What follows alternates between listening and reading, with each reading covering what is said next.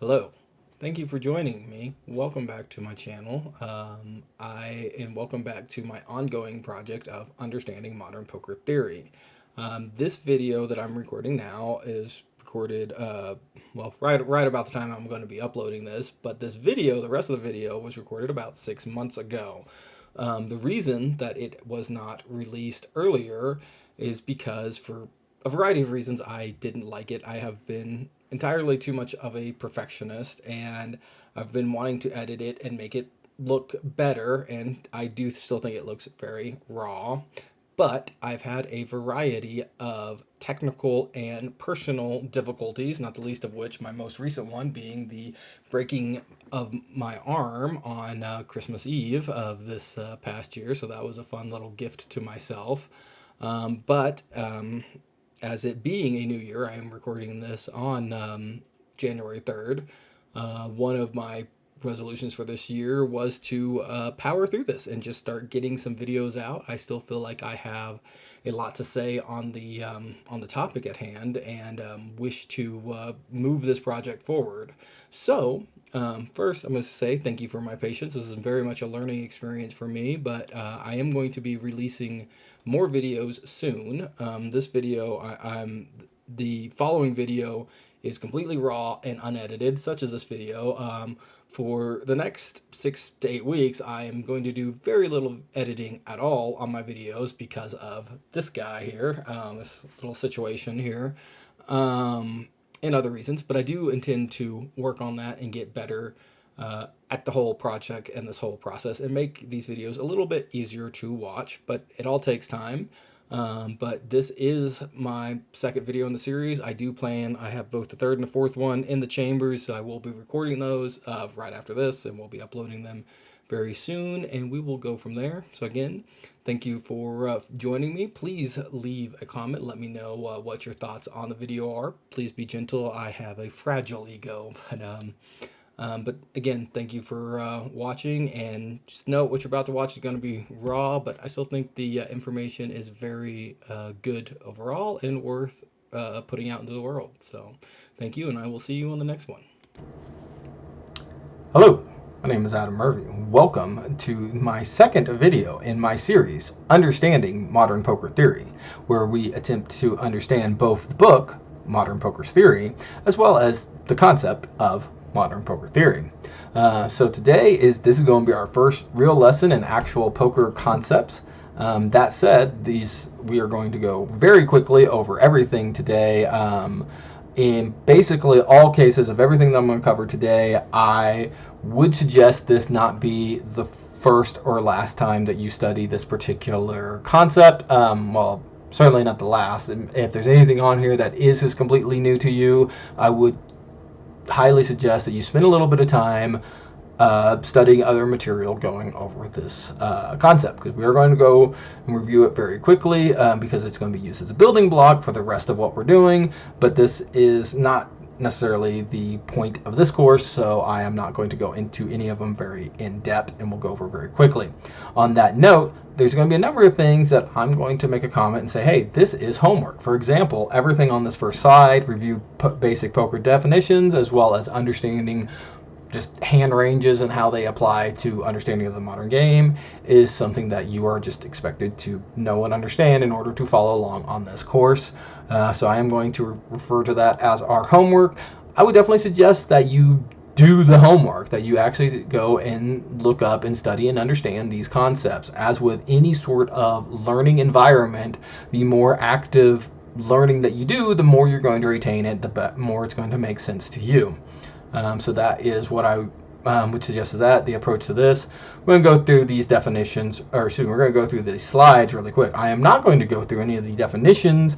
I would suggest that you, again, buy the book, Modern Poker Theory, and go with the definitions that it says in there, but also just knowing and understanding basic poker definitions is what you would need for this course. One particular area that I am going to define, this does come straight from the book, is the concept of a toy. The concept of a toy game. Here, a simplified game used to model specific aspects of a real game. I point that out specifically because, hey, that's not really a poker term. That is a game theory concept, and this seems to be, based on the research that I've done before making this course, this does seem to be a sticking point for a lot of people who read this book. They seem to have a hard time with this concept and just kind of understanding some of the more abstract thinking that goes into game theory. So just to understand that we are trying to break down concepts that are very complex and make them as simplified as possible. So much of our approach to this game from a game theory standpoint is breaking down complex situations into their simpler components so we can actually understand it as humans. And that's all a toy game is intended to do. So we will be going over some of the toy games in the book, and the book itself goes over a lot more. But that is what that means, and that is the definition we will be using for that. I am going to go ahead and start going through the slides now. I've got about 20 slides. I'm trying to keep this under 20 minutes, so we're going to go very quickly. All right, I'm going to talk real quick about factorials. This is actually not even in the book. They just kind of assume that you know or understand a factorial. This is some kind of college algebra sort of stuff. A factorial is very easy, so just for anyone who hasn't been in college algebra or it's been a minute since you've been in college algebra, a factorial is it's just a way of counting. That's all it is. And so if you take a number and using whole integers only, integers are your counting numbers, 1, 2, 3, 4, 5, right? And if you see a number, say it's 52 factorial, that is how many ways you can do combos in your deck of cards, all right? And all you're doing is saying 52 and then multiplying it times every number going backwards. 52 times 51 times 50, all the way back down to 1. And we use the exclamation mark as the marker for a factorial. So here it says look up 52 factorial. That's another piece of homework. When I originally conceived this, I wanted to go on because I really love this concept, but I don't have time for this. And more importantly, so many people have already done this so much better than I could. There are a lot of videos on the concept, so you can use some time on YouTube, do that, or just other websites where they do thought experiments. But 52 factorial is an insanely large number. It's like so hard to conceive as a human to just how large that number is. We'll put it this way. It is larger than every molecule on Earth is a smaller number than 52 factorial, and it's like not even close. Like that is such an understatement to say that it is larger than every molecule on Earth. So do yourself a favor, look up 52 factorial, appreciate the magnitude of that number, and then appreciate that is how many ways you can shuffle a deck of cards. It is a very large number. All right, so one thing you may notice in here is combinatorics. That is a word that may or may not be familiar to you. It's a very good poker concept. Combinatorics is an area of mathematics concerned with counting, okay? All it is a fancy, systematic way to count, okay? So, for example, the number of combinations that you can get of k objects from n objects is as follows. So what does this actually mean? Well, an easy way for us to understand it is in terms of a Texas poker hand. Texas poker, a Texas Hold'em hand even. I don't know what I'm talking about. So in a Texas Hold'em hand, you have the n set of objects, in this case 52 deck cards in a deck, and the K is the number of combinations of objects in an individual hand, or 2, right? This makes sense. There are 2 cards that are dealt that make your individual hand in Texas Hold'em, which if we use the formula from the previous slide as well as a little bit of algebra, we can figure out, there we go. If we use the equation from the previous slide, we can figure out that some basic algebra, there are 1,326 unique starting hands in Texas Hold'em. It should be noticed, as you notice, this is 52 factorial, meaning we're using the entire deck. There are 169 distinct poker hands when you account for suits. or when you don't account for suits. I don't know how you want it. Like, that's something we're going to see. We're going to do this quite a bit later. We're going to simplify by ignoring suits, because pre-flop suits don't matter, right? Like, there's no, ace king of spades is the exact same hand as ace king of diamonds pre-flop, whereas it may be a different hand post-flop. But I'm getting ahead of myself on that. That's just how we're going to do that. All right, let's go through this slide real quick. Got it set up so we can go step by step. So this is how we can calculate different hand types using these formulas. So to calculate a pocket pair, you use this formula, x times x minus 1 divided by 2. All right, so that makes sense, right? So because if you get dealt an ace of spades, all right, in order to be dealt pocket aces, you have to be dealt one of the 3 remaining aces in the deck. So that's why you have to take out 1 and divide by 2 to normalize it. Okay, so there, by doing some quick math, there are 6 unique ways to be dealt a pocket pair.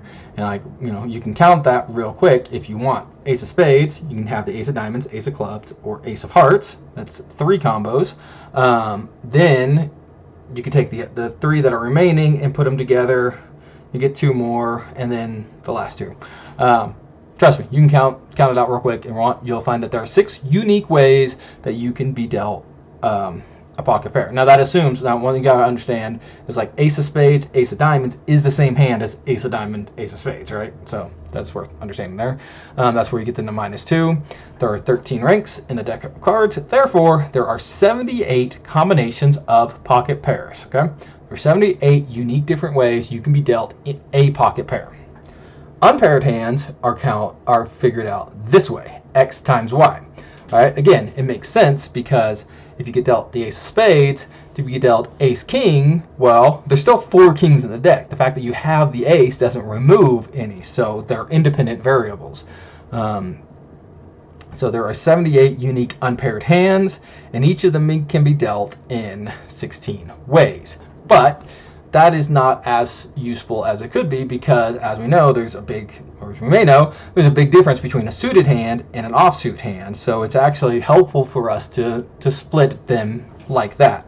So in a suited hand, it's 4 times 1. But again, if you're getting dealt ace king suited, the first card doesn't matter. It can be any of the aces. But the second card matters because it has to be the same suit. So there's only 1 king left in the deck that can come with your ace to make ace king suited. And similarly, for an offsuit hand, it's 4 times 3. It's the same thing. It has to be any of the first 4 can be any of the suit, but in order for it to be offsuit, it has to be one of the 3 that doesn't make it suited. So there's 12 ways. Okay, so there are 78 unique unpaired hands times 4 suited combos and 78 times 12 offsuit combos, which gives us 312 and 936 respectively, which means that 78 plus 312 plus 936 gets us 1326, which is the same that we previously calculated. So that's cool. I want to stop for a moment and because this is kind of where I want to discuss the point. What is the point in knowing any of this? Well, the point is, in the point of combinatorics in poker, is that say you're building a hand range and say it's realistic. Okay, let's say you give a guy a super tight range. He can have aces, kings, queens, ace king, and maybe ace queen, right? Which hand is he most likely to have? Let's say he has aces, kings, and queens. He has ace king suited, ace king off, and ace queen suited. Okay, that's his range. Okay, is he most likely to have a pair or not? Well, combinatorics tells us if he's playing every ace king off, he's going to have 12 ways to be dealt that. There's only 6 ways to be dealt pocket aces, 6 ways to be dealt kings, and 6 ways to be dealt queens. So that means he has 18 ways to be dealt a pocket pair in this scenario. But there's already 16 ways that he can be dealt ace king alone. And then we add the 4 ways to be dealt ace queen suited. So even though there are 3 pocket pairs and only 2 not paired hands, he's actually more likely to be dealt the not paired hand. And also, it's just another big takeaway from this is this 936 versus 78 versus 312. It's really hard to be dealt a pair and very easy to be dealt an offsuit unpaired hand. So So those are the two biggest takeaways from this concept. Let's move on. All right, I'm going to go over this real quick. Pot odds. Again, this is something that you should probably study on your own time because I'm going to go over it very quick. Pot odds represent the ratio between what you stand to gain and what you risk in order to get it. For example, pot odds is equal to reward by risk, or risk to reward ratio. So you have a $100 bet into a $100 pot. You are risking $100 to call, and you can win the $200 because you win both what's in the pot as well as your opponent's bet when you win. So your reward is 200 to your risk of 100, or a 2-to-1. You can also do your pot odds can be calculated. You can also calculate your pot odds as a percentage. So using this formula, we have risk divided by risk plus reward, 100 plus 200, okay, 33%. What all that means is you should be winning at least 33% of the time to justify calling in this situation. So if it's $100 to you, there's $100 on the pot. If you think you're going to be winning 33% of the time or more, you call. If it's less than 33% of the time, you fold, in a very basic sense. Also, that is assuming pure chip EV, ICM and stuff like that will impact this, although there are calculations you can add to that to actually make that calculation directly. All right, calculating out probabilities. So your probability of hitting a card based on the number of outs that you have. All right, so these are the actual formulas if you want to precisely calculate your probability of making a hand with a certain amount of outs. Okay, we can just ignore this because this is all gobbledygook. But if you want to find it out exactly, this is how you do it. And here is a good example using exactly those formulas. You have 6 outs. Your chances of hitting it based on the formula from the previous page is 6.8 to 1. You can also convert this to a percentage using this formula, which means we'll hit it 12.8%. Similarly, going from the turn to the river, 6.7 to 1 or 13%. And you can go from the flop all the way to the river using the last equation, and it gives us 3.2 to 1 to 24%. That's cool. Like, again, if you want to know how to calculate the exact percentages, that's how you do it. You don't really need to do that because for 2 main reasons. One, if you followed my advice so far and have purchased the book, then you can refer to table 2 for the complete list of outs and probabilities. That is every set of outs that you can have and what the probability of hitting it from the flop to the turn, from the turn to the river, to the flop to the river. It's all there. It's all listed on table 2. And then table 3 gives you the amount of outs for any situation you can ever see in the game of Texas Hold'em. Okay, so like I said, you can reference the charts, you can learn those equations and get the exact amount. Or another thing, this is how I originally learned how to calculate outs, is by approximate probability equations. So if you want to know the odds of getting to the next card, this works both from the flop to the turn or the turn to the river, you take your amount of outs and you multiply it by 2. So if you have 6 outs, it's approximately 12%. Now, if you have more than 5 outs, you want to add a percentage to 1% to that total. If you have 13 or more outs, you want to add 2% to that total. Although this is particularly not useful information because if you have 13 or more outs, you don't need to calculate your odds. Like, you can't. There's like no poker scenario where you can have 13 outs and be folding anyways. So don't spend your time trying to figure that out. Similarly, from flop to the river, if you want to calculate that, times 4. With this adjustment, if you have more than 9 outs, you want to do this to kind of negate it here. I will say I'm of the opinion that all of these on the side, like, take that with a grain of salt, generally, because your approximation will never be so accurate. Your read on the ranges that your opponents have, how they will play it, will never be so accurate that a % difference should ever impact your decision one way or another, because everything else that goes into your decision making will never be accurate enough to make this level of accuracy actually necessary.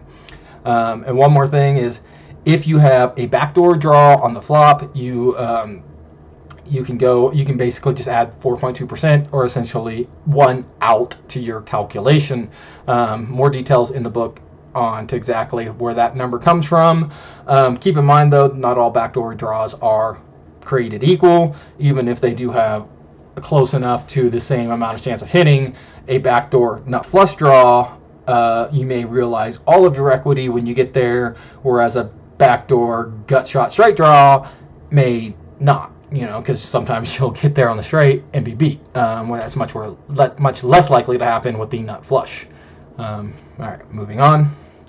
All right, so just kind of what I was just talking about. There are other things to consider when you are drawing.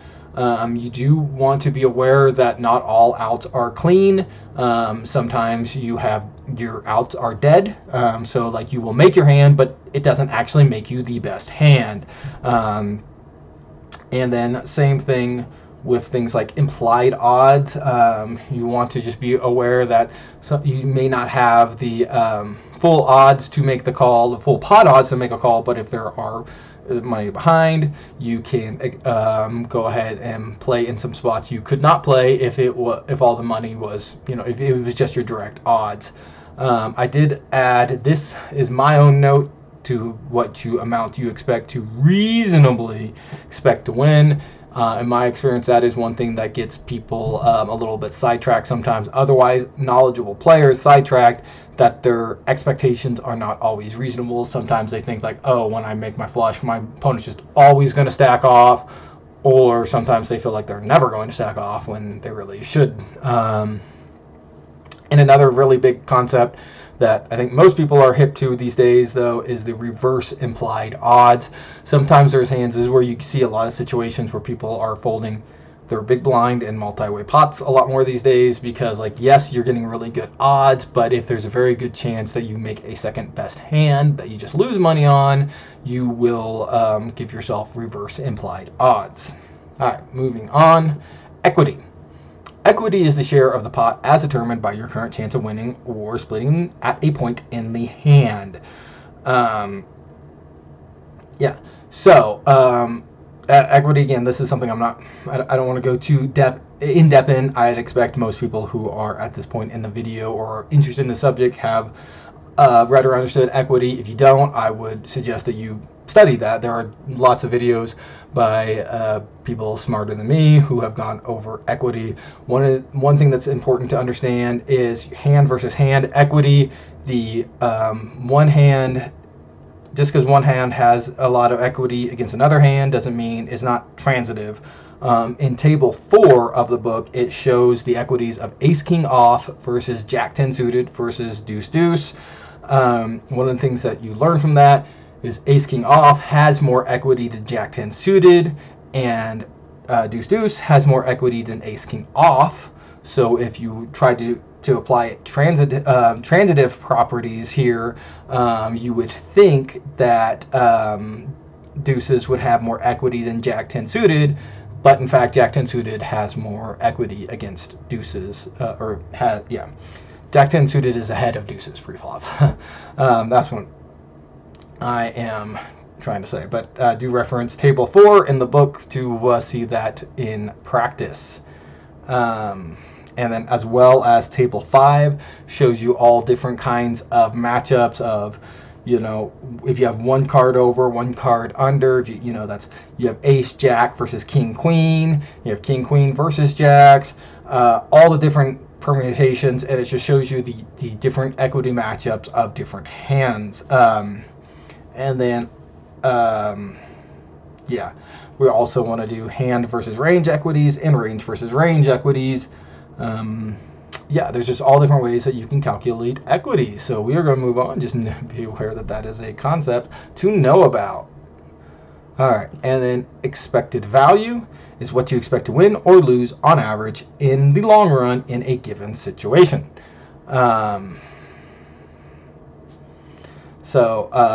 The expected value can be learned, or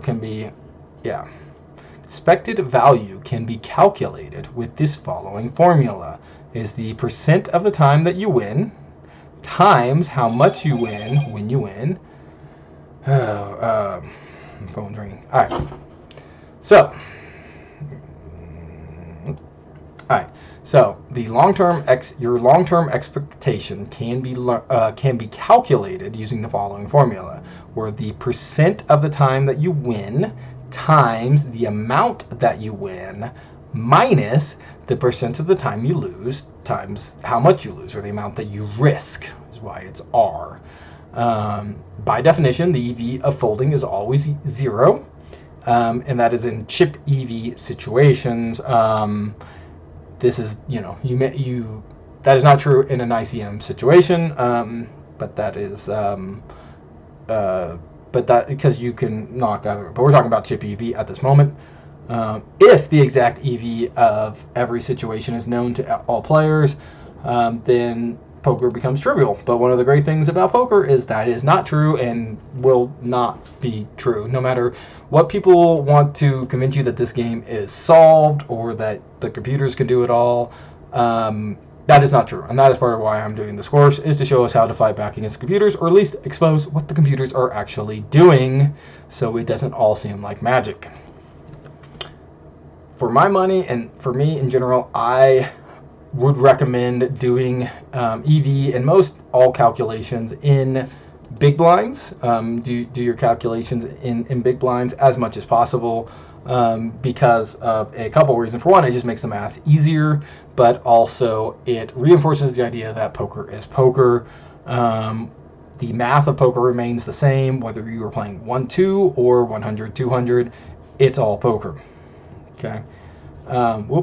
So win rate, another good reason to do it in big blinds is you can convert it into win rate. It's another way to express EV. It is stated as big blinds won per 100 hands.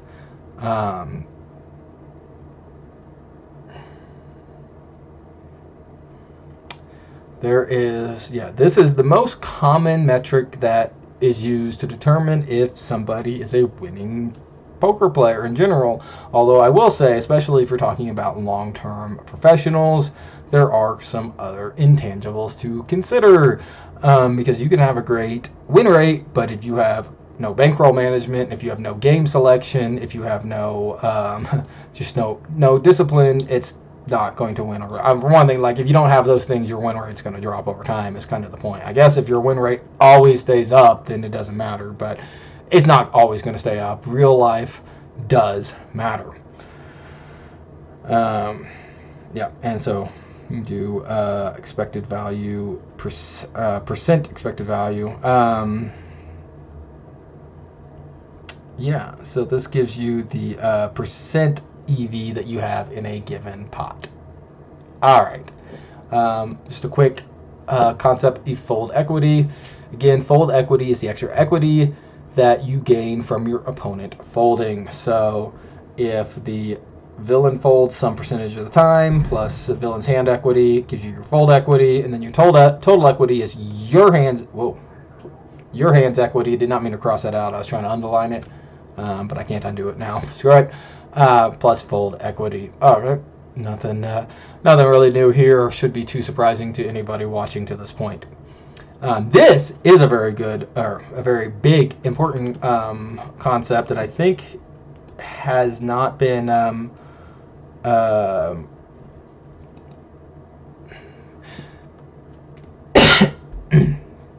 right. This is a big concept that is relatively newer in poker understanding, or at least when I first started playing poker, was not something that was talked about or discussed. That is that of hand playability. So a hand can have all the equity it wants, or it can have whatever the equity it has, but if you can't get to a river, if you can't get to a showdown with it, then that doesn't mean much. Because there are multiple betting rounds in poker, and there are multiple opportunities for you to fold and therefore give up any equity that you have in your hand, you have to be aware of hand playability. And that gives us to another concept called equity realization. refers to the fraction of equity that is materialized in EV. So some hands capture a bigger percentage of the pair than their equity. I don't know what I was trying to say there. Some hands capture more of their fair share of equity than others. Like aces, for example, will over realize equity. Conversely, some hands will capture less of their percentage of equity. Hands like Queen 7 offsuit is going to have a really hard time realizing its full equity. Like it may have plenty of equity against like jacks, but it has to get to that river and river that queen in order to maximize its equity. And then if you have just no hand and one overcard to opponent's pocket pair of jacks, like you're not going to necessarily get to that river when you have multiple betting rounds, right? So it will under realize its equity. Equity realized can be expressed mathematically using the equity realization factor, which is all this math here. This is a concept that you cannot do at the poker tables. For equity realization is complex, and these are things that you want to study away from the table. You will see people do heat maps and such with which are excellent study tools to recognize which hands are realizing their equity better than others.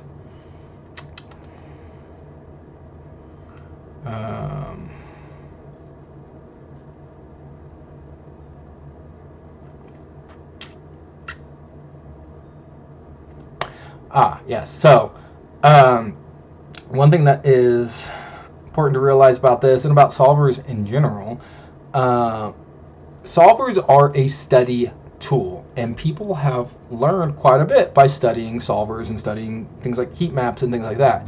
But if we do not study and understand these concepts, the core math of what the solver is doing, you're going to put a distinctive and hard cap on what you can actually learn from your solver. And again, this is why we're doing this course here today, is so we can realize what all this is going over. And I also will note at this point, other lessons will not be nearly as buckshot across topics like this. This is definitely for this video where we're just going over a lot of concepts, and again, definitely suggest studying these concepts more. All of this, everything in this video except for the factorials, that was my own adding, all of this comes straight from the book, so study and read the concepts in the book, as well as just other material, or possibly ask questions in the comment section if there's any subject that you feel like needs to be gone over a little bit more concretely.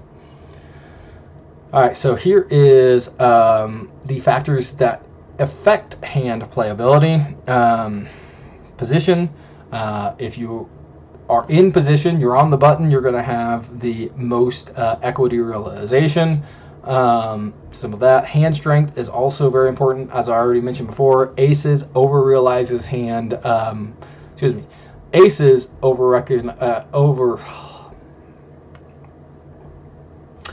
as I said before, aces over realize equity because it's just really hard to get someone to fold aces, and typically you should not be folding aces very much because it's a very strong hand, so they are going to realize their equity more. They're going to realize their full equity in most situations. Hand suitedness is a big one. This is one of the big things that has been learned since I started playing, because that was back when I first started playing this, that the raw equity was, that the raw equities only increased by 3% was recognized when I was first learning how the game, but people are like, oh, well, it's only increases by 3%, so it doesn't mean much for it to be suited. But in reality, suited hands realize 16% more equity than their offsuit counterparts because of hand playability factors, and that is huge. 3% isn't all that much, although it's still not nothing in a game of margins, but 16% is huge. The reason for that is, let's go back to, we were talking about like Queen 7 off earlier, right? Well, let's say it was Queen 7 suited and you flopped a flush draw. Well, now, because you're chasing your flush, you can hit that queen on the river and beat the pocket jacks. So that is why they're going to realize more equity, whereas the queen 7 off just has to fold because it doesn't have any other playability. Similar to that, hand connectedness, the more connected a hand is, the better, or the easier it is for it to make straights and better straights. Jack 10 is going to make like what, three nut straights. Jack 9 makes 2, Jack 8 makes 1, Jack 7 makes none. Kind of like that. And then range advantage. Having the range advantage increases your equity realization because you're able to, see more cards with a range advantage. All right, stack to pot ratio. Stack to pot ratio is the current effective stack divided by the size of the pot. The stack to pot ratio. This was the big game changer for me way back in the day, learning this concept and how it applies to cash games was always huge. Then here are some basic general guidelines. Your low SBRs, which is defined as 5 or below. This is where your one pair hands and your over pairs just love to exist. Your medium stack to pot, your medium SBRs 6 to 11 is where your top pair hands start to lose value and the depth starts to matter. And then at higher SBRs is where you want to start having like 5 card hands, right? So what does all this mean? So what it means is typically, so this is talking about specifically on the flop, and typically that is when you want to do stack to pot ratios. If you have a low stack to pot ratio, say you're playing 1-2, okay, just make the math easy.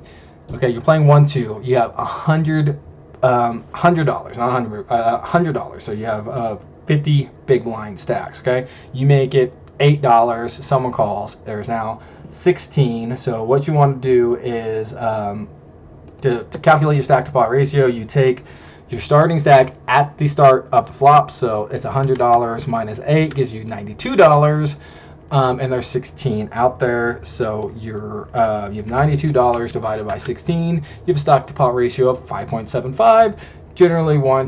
You're generally fine to get it to play your big pairs, big your over pairs. No, what am I doing? Oh, that's right. Yeah. Sorry. Stack to pot ratio. I don't like how I've done the slide at all. I'm gonna start over. All right, stack to pot ratio. Stack to pot ratio is a ratio of the current effective stack divided by the size of the pot. Normally, this is calculated on the flop. That is definitely when it's most useful. All of these guidelines are listed here are assuming the flop stack to pot ratio.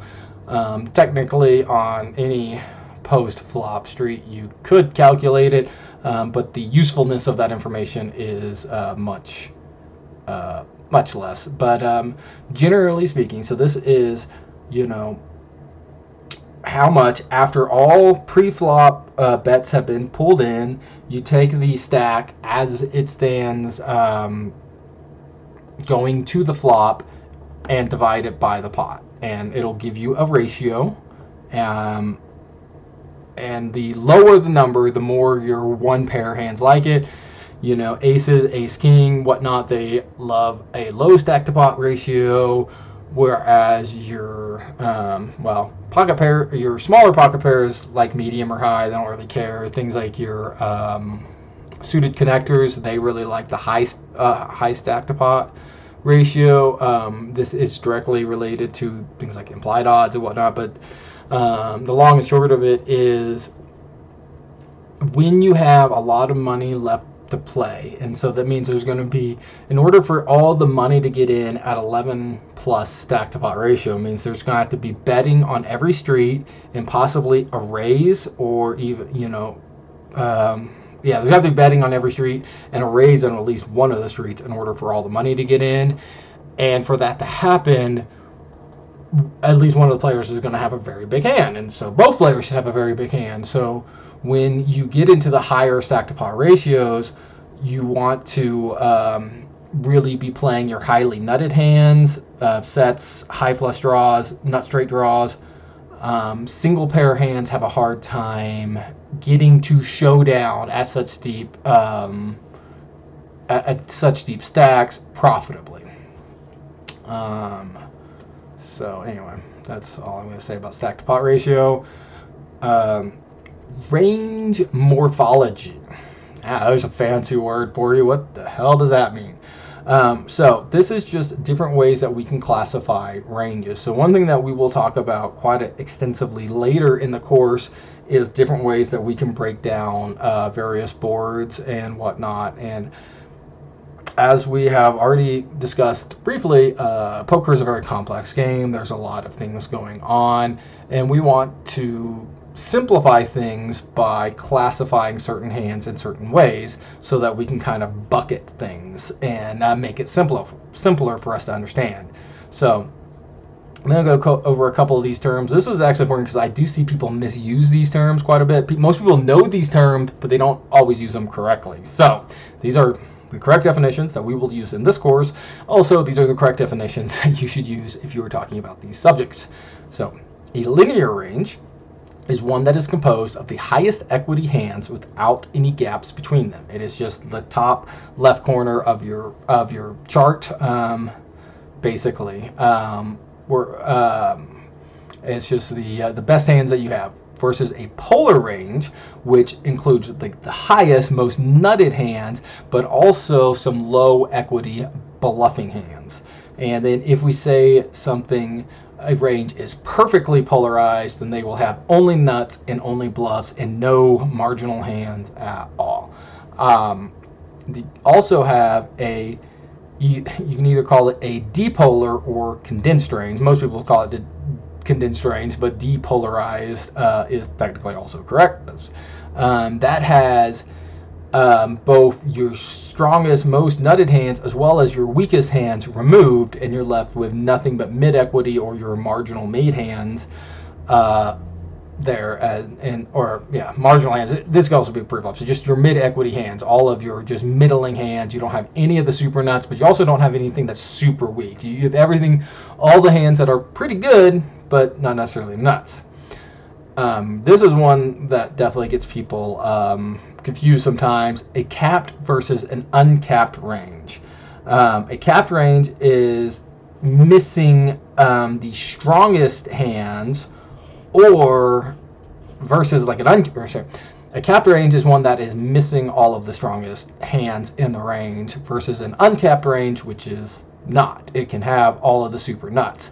Now, one thing, people will conflate a capped range and a condensed range, but those do mean different things. And most importantly, capped ranges or uncapped ranges are affected by the board. So, for example, if you have an under the gun opener, and say someone opened under the gun, big blind called, they get a flop a 6-5-2 deuce.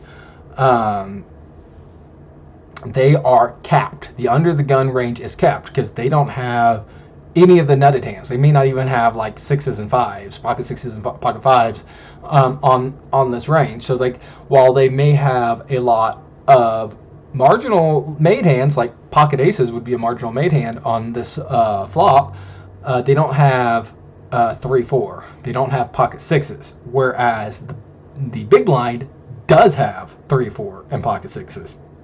So they can have some of the nutted hands, whereas under the gun doesn't. Similarly, also ace queen 8, again, just the opposite. On that hand, under the gun would be uncapped, and the big blind would be capped. And then, yeah, also just like one last note, when you are discussing or thinking about poker ranges, it is always important. Like some people way too narrowly, like, oh, they never have blank, whatever hand they want. You want to be careful with that. For one thing, player pools will surprise you. People will surprise you either because they're a much better player than you thought, or maybe they're a much worse player and they don't know that they should be doing something. But regardless, you should never completely remove parts of people's range just because they shouldn't have a certain hand in a range, or you'd believe, because again, it may be that your understanding of the game is incomplete, or that their understanding of the game is incomplete. So I always caution anyone away from completely discounting certain hands from people's ranges. All right, well, that was the slides for today. Yep. Just want to make sure so anyone who's still with me after this, kudos. We are going to be going through other parts of this course, typically much slower and a little bit more in depth. So this was just kind of really quickly going over a lot of concepts. Again, if there's anything on here that was new to you, I definitely suggest doing some more homework and studying those in your own time. But I do hope that I didn't lose you just yet, because on the next video we are going to be talking about one of my favorite subjects, which is game theory. I don't mean GTO. I don't mean whatever you think those three letters mean. I mean capital G, capital T, game theory. A Beautiful Mind kind of stuff. Some John Nash, some John Nuremberg, whatever. Some actual concepts of what is game theory? What does that mean? What is this thing that people always say and they apply it to poker? What does this actually mean? Well, we're going to talk about that on the next video. So please come and join me for that.